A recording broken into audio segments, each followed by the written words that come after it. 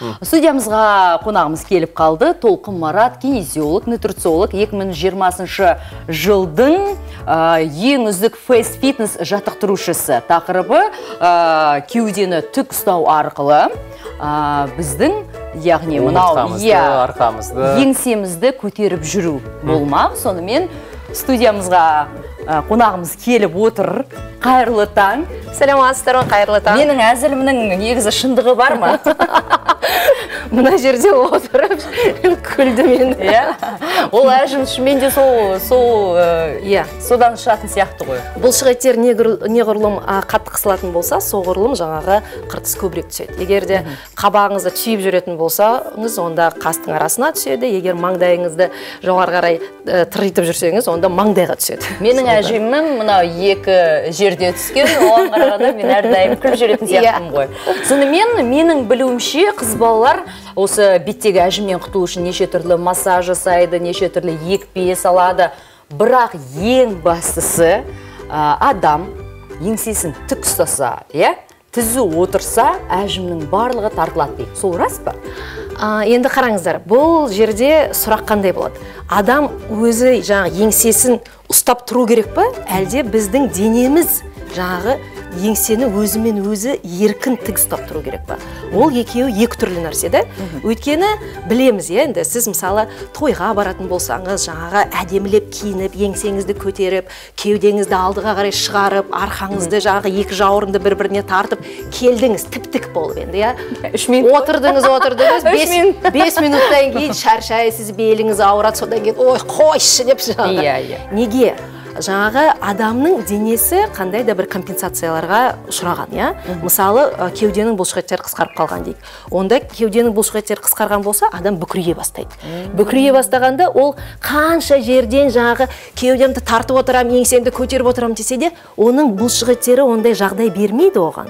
Сондықтан да адамның жаңағы енді орысша айтатын болсақ, бұл осанка дейді, ось деген сөзден, яғни бір сызықтың бойында адамның денесіндегі ірі бұлшық-еттермен дұрыс қалыптасуы. Ол тек қана омыртқаға емес, жаңағы біздің үлкен буындарымызға да байланысты. Мысалы, тұрып көрсетсем болады. Мысалы қараңыздар, адамдар жаңағы осанка жаңағы ось дегеніміз, бұл адамның ең ірі буындары. Яғни бұл тобықтың буыны, бұл тізенің буыны, жамбастың буыны, иықтың буыны, сосын құлақтың алдында төменгі жақтың буыны. Осы буындардың барлығы бір сызықтың бойында болу керек. Ол бір сызықтың бойында болса, яғни сіздің осанкаңыз керемет, және сіз былай өзіңізді күштеп ұстамайсыз. Сіздің денеңіз өз-өзін еркін ұстағанда тік тұрады. Қалыпты жағдайда. Ал енді қараңыз, көбіне жаңағы әйел адамдардың жаңағы осанкасы тезірек құртыла бастайды. Неге? Өйткені жаңағы әйел адам аяғы ауыр кезде көбіне жамбас алдыға қарай еңкейе бастайды. Міне жамбас алдыға қарай еңкейе бастады. Сол кезде жаңағы бел шойырыла бастайды. Жамбас алдыға кетті, іш қампиып алдыдан шығып кетеді.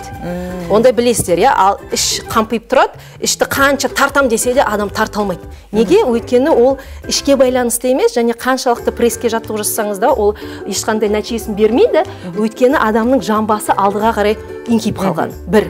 Енді адамның жамбасы алдыға еңкейген кезде, енді адам алдыға құлап қалуы мүмкін ғой. Сондықтан біздің өте ақылды денеміз не істейді? Ол мына кеудені артқа қарай шалқайтады. Сол кезде адам тепе-теңдікті ұстап тұру керек. Сөйтіп адамның жамбасы алдыға кетті, кеудесі жаңағы артқа кетті. Енді не істейміз? Компенсация бас алдыға кету керек. Бұлай. Иықтар алдыға қарай бүкірейіп қалады. Сөйтіп енді мынандай жаңағы адамның сұрақ белгісі болып жүреді. Сол енді ішті тартайын десе тарта алмайды, кеуден алдыға шығарайын десе 3 минуттан артық ұстай алмайды адам өз-өзін. Сөйтіп адамның денесі қартая бастайды. Енді не істейміз? Енді тұра тұрмыз. Бізде уақытымыз ғой. Тікелей эфир. Ол бетке қалай әсер етеді, сол жайлы бір ауыз сөз айтып кетейін. Енді адам бүкір болса, іші салбырап тұратын болса, онда мына жерде мойын деген алдыға кетті, мойын жуандады, сөйтіп не болды? Наның барлығы төмен қарай кетті. Енді түсінесіздер, иә. Сондықтан мына жерге не істеймін деп маған көп сұрақ қояды. Мен айтам, сіздің мына жеріңізде екі сияқты проблемаңыз бар болатын болса, яғни сіздің ішіңізде салбырап тұр деген сөз. Ол не деген сөз? Яғни сіздің беліңіз бен жамбасыңыз орнынан кетіп қалған деген сөз. Сондықтан бетімнің төмен жағын тартып пішін жақсартам дейтін болсаңыздар, онда алдымен белмен жұмыс істеу керек. Сол. Ал енді не істейміз? Оған мынандай нәрсе алып келдім. Бұл гантель ма? Жоқ. Жеңіл екен. Бұл өте жеңіл нәрсе, және бұны black roll дейді негізінен.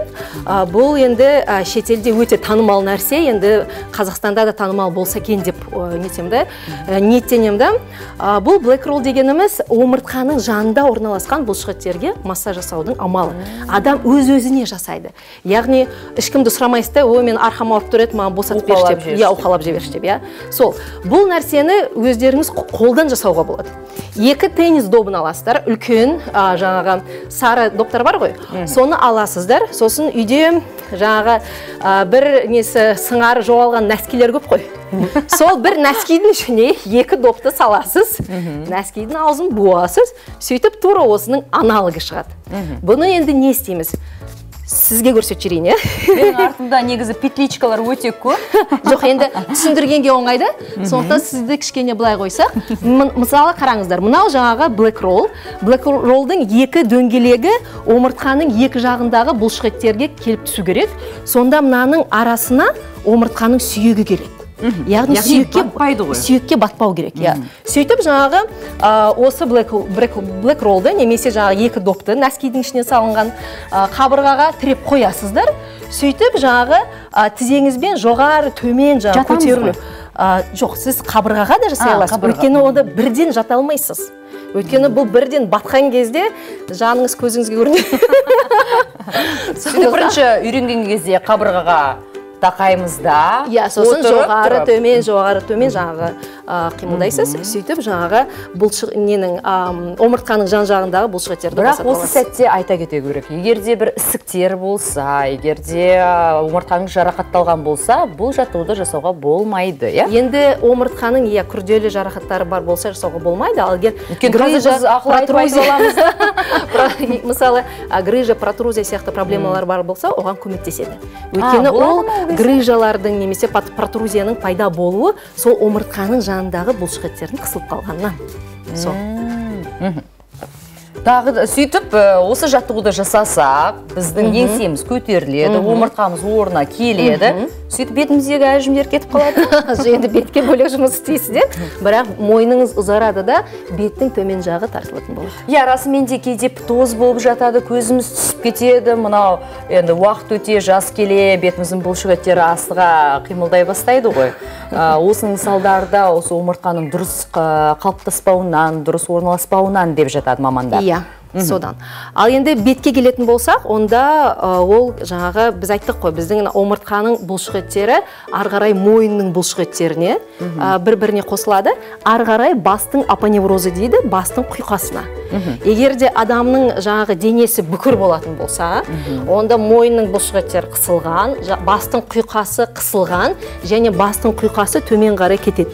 Ал егер бастың құйқасы жылжитын болса, онда адам сөйлеген кезде әрқашан маңдайын тыржитып сөйлейді. Тамаша, мінекей бір 7 минуттың ішінде өте пайдалы, керекті ақпаратты алып үлгердік. Толқын ханым, студиямызға келіп, көңіл-күй көтеріп, осындай жақсы ақпарат бергендеріңіз үшін үлкен рахмет. Күніңіз сәтті болсын.